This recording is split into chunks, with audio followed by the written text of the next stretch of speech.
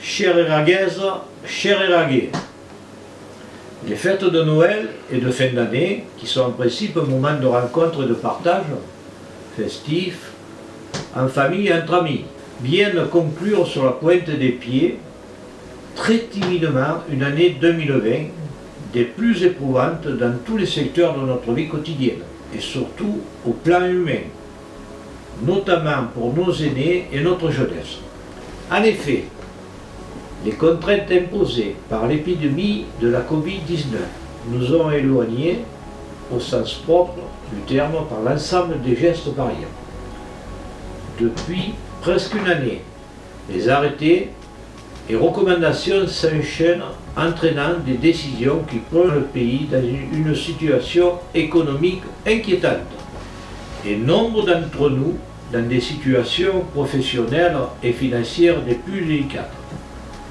Comment ne pas passer au désarroi des patrons de bars, de restaurants, lieux culturels, commerces de proximité, entreprises de moyenne et petite taille qui jouent un rôle social très important et qui subissent des fermetures dont ils auront du mal à se redresser, alors que les grandes surfaces sont restées ouvertes. Je veux garder l'espoir que ce vaccin libérateur tant attendu viendra enfin nous mettre un terme le plus rapidement possible à cette période faite d'incompréhension, d'incertitude, d'injustice et de révolte.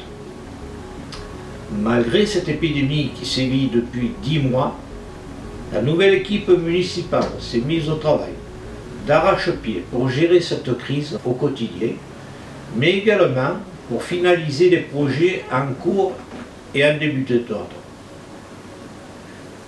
C'est ainsi que du fait que de plus en plus de compétences sont attribuées à notre communauté d'agglomération, le siège de Terre-Provence fait peau neuve. Sa surface sera doublée pour permettre aux différents services de travailler confortablement. Ce chantier se terminera au début de l'été prochain. Au CROSUD, nous sommes en train de livrer les terrains viabilisés aux propriétaires.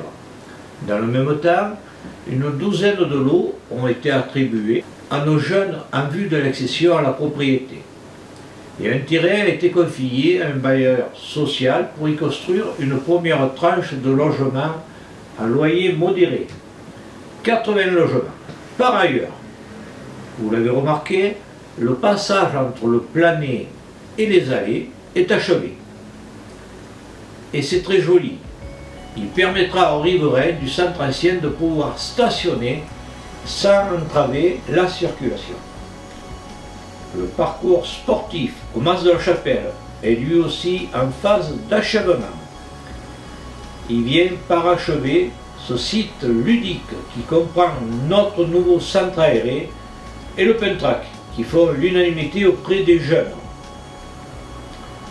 Parmi les projets à court terme, le quartier Saint-Jean viendra bientôt terminer la réfection de l'ensemble des quartiers du centre du village. Les travaux sont programmés pour septembre prochain. Dans le même temps, notre crèche, la Cabriole, va s'agrandir, permettant ainsi d'obtenir un agrément de 31 places en totalité. Par ailleurs, nous allons procéder à la construction d'une nouvelle structure destinée à la petite enfance à proximité du collège pour 30 enfants. Avenue Notre-Dame, en accord avec les adhérents de la coopérative agricole, tous bénévoles, il est envisagé de déplacer celle-ci pour faciliter les livraisons et offrir plus de visibilité commerciale.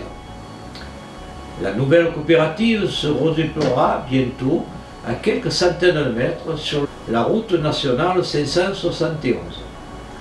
La surface laissée libre permettra de créer d'autres logements à loyer modéré, bien intégrés comme nous savons le faire, et d'éviter ainsi les pénalités de l'État. Concernant le futur collège, je laisserai le soin à Martine Vassal, notre présidente du conseil départemental, de vous tenir informé sur l'issue positive de ce dossier, à l'occasion de sa venue à Érag dans les premiers jours de janvier. Je tiens à remercier l'ensemble des agents municipaux qui ont répondu présents à toutes nos sollicitations et ont suggéré avec beaucoup de sérieux le surcroît de travail, de précautions nécessaires au bon déroulement de ces périodes de pandémie et de confinement. Chacun a très vite pris conscience que sa présence était indispensable à nos côtés pour soutenir les commerces et l'artisanat locaux. J'en profite également pour remercier l'ensemble des professions libérales et de santé, le corps enseignant qui se sont investis pour gérer au mieux cette épidémie. Un grand merci à tous. Bien entendu, j'associe à cet élan de solidarité mon équipe municipale et plus particulièrement la participation des nouveaux élus qui ont très vite trouvé leur place au sein du conseil.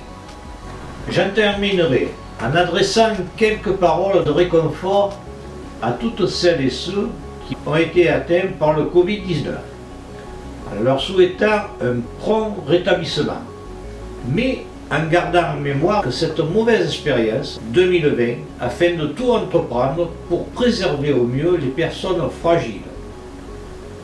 Chères Éragaises, chers Éragais, mon équipe municipale et moi-même vous présentons tous nos meilleurs vœux pour l'année 2021. Espérons ensemble que, passés les mois difficiles, le printemps verra la fin de l'épidémie et amènera enfin le renouveau tant espéré.